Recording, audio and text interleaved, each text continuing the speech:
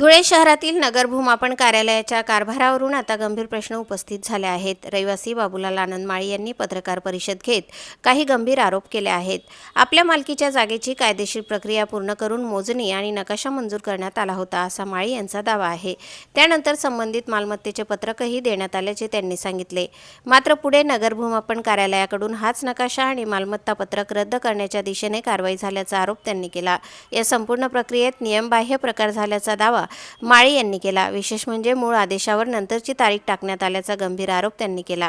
तसेच बॅकडेट आदेश काढण्यात आल्याचा दावाही पत्रकार परिषदेत करण्यात आला। कायदेशीर मुदत संपल्यानंतर पुनर्विलोकनाची प्रक्रिया राबवण्यात आल्याचा आरोपही माळी यांनी केला। याशिवाय कार्यालयीन रोजदारनाम्यात प्रत्यक्ष उपस्थित व्यक्तीला गैरहजर दाखवण्यात आल्याचेही त्यांनी सांगितले। या कथित प्रकारामुळे शासकीय दस्तऐवजांच्या विश्वासार्हतेवर प्रश्नचिन्ह निर्माण होत असल्याचे माळी यांनी म्हटले। आपल्याकडे उपलब्ध असलेल्या कागदपत्रांच्या आधारे त्यांनी पत्रकारांसमोर आपली भूमिका मांडली। पत्रकारांनी आदेश, सुनावणी, पुनर्विलोकनाची मुदत आणि कथित फेरफाराबाबत विविध प्रश्न उपस्थित केले। या सर्व प्रश्नांना माळी यांनी कागदपत्रांच्या आधारे उत्तर दिलीत।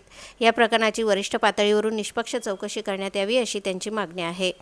दोष आढळल्यास संबंधित अधिकाऱ्यांवर प्रशासकीय कारवाई करावी अशी मागणीही करण्यात आली। इतकेच नव्हे तर दोष सिद्ध झाल्यास फौजदारी गुन्हा दाखल करण्याची मागणी माळी यांनी केली।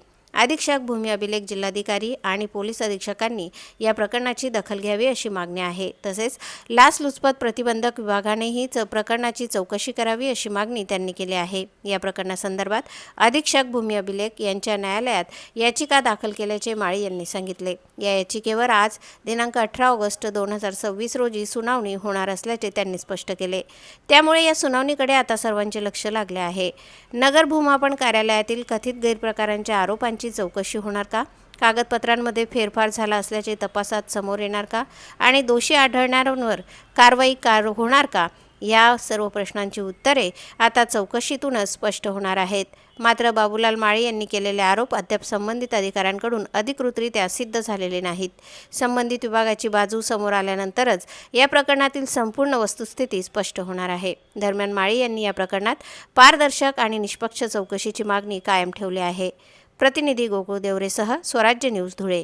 पहिला अपिलाचा अर्थ योजण्यासाठी बॅकडेट आदेश आणि कायदेशीर कारवाई अधिकारी श्री पंडित सुशील पाटील यांनी मूळ आदेशावर महिन्याच्या 21 वर्ष 2024 अशी तारीख संगणकावर जाहीर केली होती। परंतु महाराष्ट्र पोलीस महसूल सेवेनुसार आदेशाविरुद्ध वरिष्ठ न्यायालयात अपील करण्यासाठी 60 दिवसांची मुदत मिळते। मला अपिलासाठी कायदेशीर मुदत मिळू नये हे तांत्रिक कारणास्तव अडचण करावा आणि माझे अपील थेट राहत व्हावे या कृती हेतूने अधिकाऱ्यांनी तो महिना आणि वर्ष पेनाने खोडून कट करून त्याच्या आधी 10/2/2026 अशी तब्बल 2 महिने मागची तारीख टाकली। सरकारी कागदपत्रांची भी फाडाफोड उघड्या डोळ्यांनी दिसत असून हा नागरिकांचा कायदेशीर हक्क हिरावून घेण्याचा मोठा कट हजर असूनही कागदपत्री गैरहजर दाखवण्याचा खोटेपणा।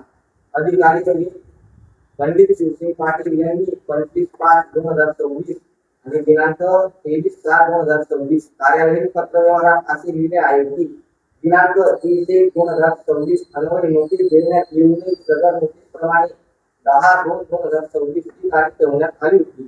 सदर नोटीस कार्यालयातील शिपाई यांनी 3 वेळा पुकारा करूनही कार्यालय प्रमुख यांच्या दालनात कोणीही हजर नव्हते।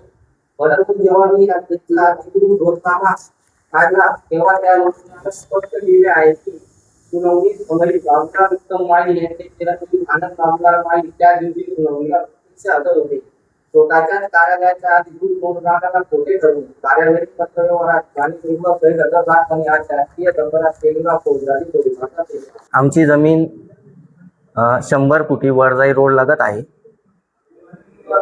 तिचे मालमत्ता पत्रक व मोजणी नकाशा नगर भूमापन अधिकारी पंडित सुरसिंग पाटील यांनी कायदेक्षेत्राबाहेर निर्णय देऊन त्याला रद्द करण्याचा कट कारस्थान केलेला आहे आणि त्यांनी तक्रारदाराशी आर्थिक संगत साधून हा प्रकार केलेला आहे।